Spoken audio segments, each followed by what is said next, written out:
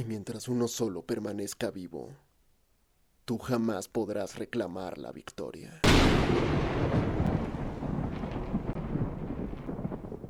Como todos saben, a inicio de la Guerra de los 100 años, el Señor del Fuego Sosin, utilizando el poder del cometa, llevó a cabo un exterminio masivo contra los nómades del aire, con el fin de eliminar al Avatar antes de que se convirtiera en una amenaza para su poder.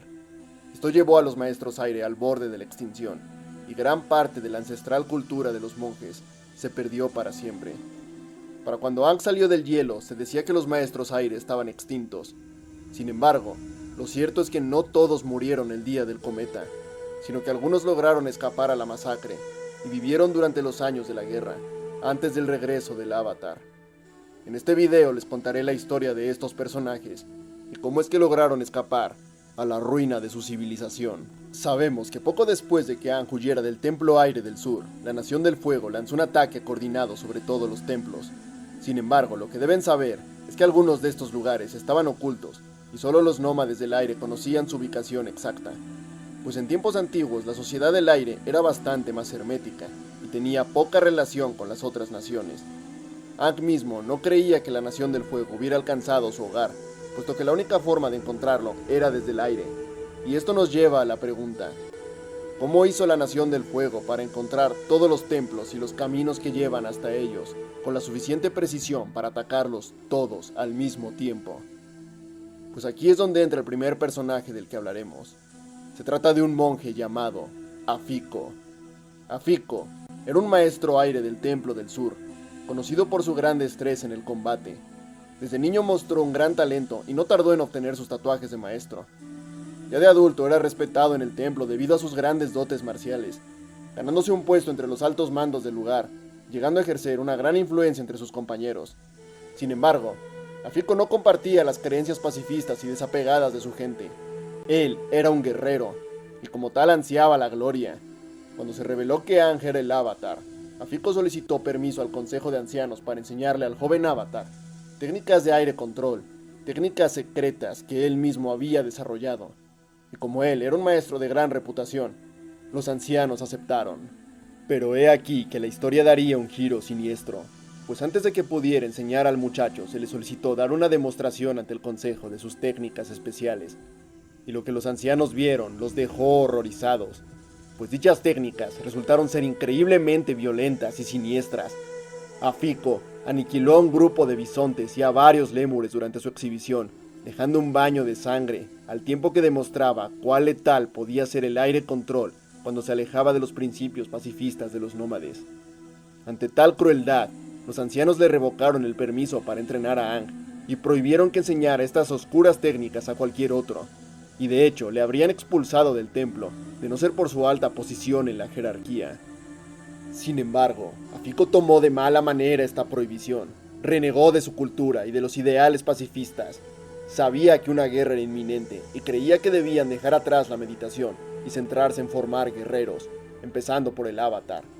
Pero tales ideales fueron rechazados y ante la discordancia entre él y el resto de su gente, Afiko se llenó de ira y resentimiento hacia su cultura y hacia el Avatar. Abandonó el templo y decidió darles una lección, jurando que los nómades del aire pagarían el precio por su falta de visión. Era consciente de los planes expansionistas del Señor del Fuego, pues había visto las colonias en las costas del Reino Tierra. Así que se dirigió hacia la capital del fuego, donde se reunió con el mismísimo Sosin, y cegado por el odio y la locura, reveló las ubicaciones de todos los templos aire, así como los caminos secretos que llegaban hasta ellos. Ayudó a organizar el ataque en masa, y debido a su traición, se llevó a cabo el mayor genocidio de la historia en contra de su propia raza.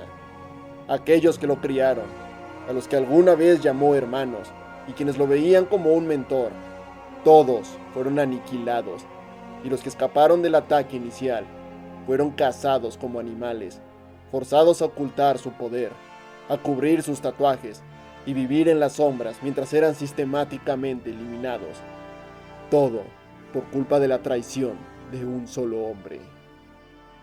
Debido a sus acciones, el traidor no solo logró sobrevivir al exterminio, sino que se ganó un lugar como consejero del Señor del Fuego. Y durante los primeros años de la guerra, Afiko asistió a Sosin en diferentes campañas militares, esta vez en contra del Reino Tierra. Afiko al fin tenía lo que siempre quiso, un puesto importante y una vida como guerrero. Era respetado en la corte y se le consideraba miembro honorario de la Nación del Fuego. Sin embargo, Zosin le había impuesto una prohibición. Afiko debía someterse a un voto de castidad. Nunca podría tomar esposa ni engendrar hijos, pues el Señor del Fuego sabía que a pesar de sus esfuerzos, el Avatar lo había eludido, pues los sabios nunca detectaron el nacimiento de un nuevo Avatar. Zosin temía al Avatar y creía que si eliminaba por completo a los demás elementos podría interrumpir el ciclo y así acabar con él de forma permanente. Razón por la que tras la destrucción de los nómades del aire, comenzó también una cacería de maestros agua en el sur. A Zosin no le bastó con asesinar a todos los maestros aire, sino que buscaba erradicar por completo a los otros elementos. El Señor del Fuego estaba complacido con su nuevo aliado, pero no toleraría que pusiese en riesgo su plan. Y he aquí que Afiko, ebrio de poder y sintiéndose intocable, apeló de nuevo a su naturaleza traicionera e ignoró la prohibición de Zosin, pues se había encaprichado con una mujer de la Nación del Fuego, y en secreto la tomó como esposa y además engendró una hija junto a ella.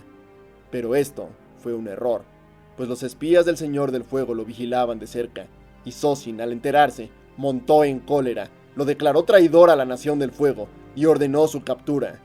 Y así, 5 años después de la masacre, Afiko murió como un traidor por partida doble, ejecutado en una prisión de la Nación del Fuego por órdenes de aquel a quien vendió su lealtad, y a quien también acabó traicionando. De su esposa y de su hija, nada más se supo nunca. Pero incluso después de esto, aún quedaban algunos remanentes dispersos por el mundo. El ataque a los templos acabó con casi todos los nómades del aire, pero tal como su nombre lo indica, eran nómades. No permanecían demasiado tiempo en un solo lugar, y gracias a esto, muchos maestros aire no se encontraban en los templos durante el paso del cometa. Y así lograron escapar durante un tiempo, viviendo en constante persecución, pues la Nación del Fuego se valió de distintas artimañas para atrapar a los sobrevivientes, desde trampas hasta cazadores especializados en maestros aire. Muchos nómades pasaron a la clandestinidad, y poco a poco fueron cayendo a manos de los cazadores durante los primeros años de la guerra. Sin embargo, hubo algunos que lograron salvar parte de la cultura de su pueblo. Tal fue el caso del gurú Patik, quien ya contaba con 50 años al momento de la masacre, pero al tratarse de un viajero no estaba presente en ninguno de los templos, y gracias a ello pudo sobrevivir. Gurú Patik no era un maestro aire, pero era parte de su cultura al ser un hermano espiritual de los monjes y un amigo personal del monje Gyatso. Tras el inicio de la guerra se instaló en el Templo Aire del Este, donde se dedicó a la meditación y la iluminación, logrando así obtener visiones del futuro, como su encuentro con Aang, e incluso hay una historia curiosa, que no sé qué tan canon sea, porque salió en una revista de esas de Nickelodeon que vendían en el 2006, pero me da igual, la historia está buena. Resulta que durante los primeros meses de su búsqueda, Zuko registró los templos del aire, y ahí se encontró con Patik, a quien atacó tras confundirlo con el Avatar. Sin embargo, el tío Airo reconoció al gurú y ordenó a su sobrino que lo liberara. Antes de irse, Gurú Patik reveló a Zuko que ya antes lo había visto en una visión, donde aparecían él y el Avatar, de pie frente a una multitud. Zuko tomó estas palabras como una profecía de que lograría capturar al Avatar y llevarlo ante su gente, pero ignoraba que el destino que le aguardaba era mucho más grande que eso. Como sea, a Gurú Patik ya lo conocen todos de la serie principal, y no tiene sentido que les cuente el resto de su historia. Así que hablemos ahora de algunos personajes menos conocidos. Tal es el caso de una pareja de monjes y su pequeña hija. Provenientes del Templo del Este, lograron escapar al ataque inicial y refugiarse en el Reino Tierra durante un tiempo. Huyeron durante los primeros años de la guerra, viviendo en las tierras salvajes, hasta que fueron encontrados por cazadores de la Nación del Fuego. El padre cayó defendiendo a su familia, y la madre y la pequeña niña lograron escapar, pero los cazadores le seguían el paso.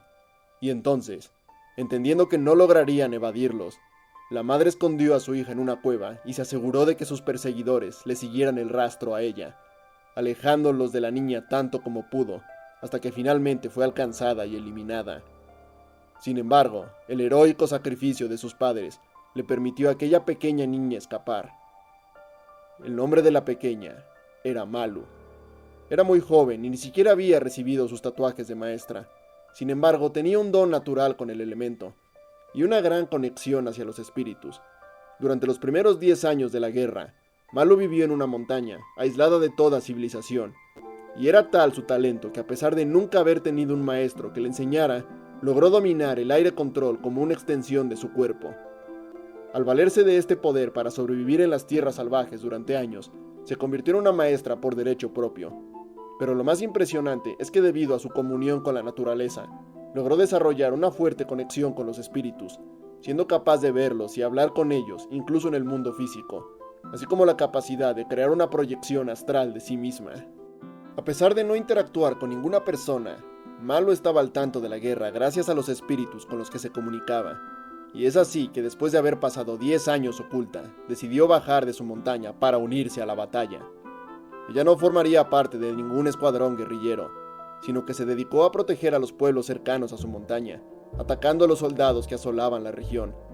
Rara vez se dejaba ver, y sus extrañas habilidades, distintas de todo lo que se había visto hasta entonces, le ganaron una reputación casi mítica.